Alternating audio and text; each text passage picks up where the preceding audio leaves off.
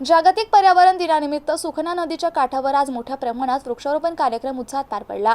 यावेळी भारतीय वंशाच्या सुमारे 2,500 झाडांचं वृक्षारोपण करण्यात आलं।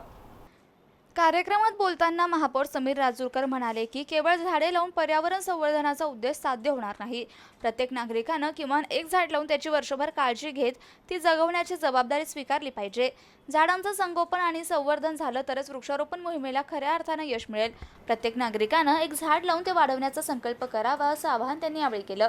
या वृक्षारोपण कार्यक्रमास आमदार अनुराधा चव्हाण यांची प्रमुख उपस्थिती होती। तसेच महापौर समीर राजूरकर, स्थायी समिती सभापती अनिल मकरिये, नगरसेवक शिवाजी दांडगे, त्र्यंबक तुपे, काकासाहेब काकडे, मनोज गांगवे, गणेश नावंदर, रवी कावडे, गोकुळ मलके, नगरसेविका कीर्ती शिंदे, अनिता मानकापे, अर्चना नीलकंठ, माधुरी अद्वंत, सुरेखा सानप, अर्चना चौधरी, विभागीय आयुक्त जी श्रीकांत, जिल्हाधिकारी विनय गौडा, महापालिका आयुक्त अमोल येडगे, अतिरिक्त आयुक्त कल्पिता पिंपळे, उपायुक्त नंदकिशोर भोंबे, विकास नवाळे, शहर अभियंता संजय कोंबडे, अपर्णा थेटे, उद्यान अधीक्षक विजय पाटील, मुख्य लेखा अधिकारी संतोष वाहुळे आदी उपस्थित होते।